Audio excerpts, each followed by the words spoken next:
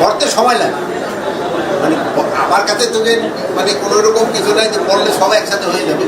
চেষ্টা করা হইতেছে আস্তে আস্তে সবাই এই দুষ্কৃতিকারী যারা আছে সবারই কিন্তু আইনের আওতায় নিয়ে আসে।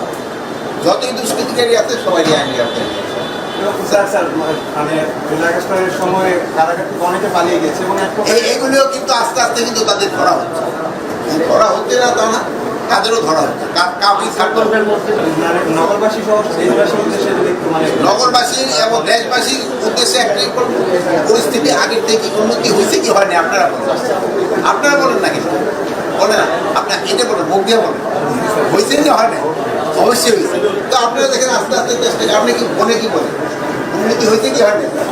হয়েছে, একটু জোরে বল, নাহলে তো কেউ শুনবো না। উন্নতি হয়েছে, সব জায়গায় বোঝানো।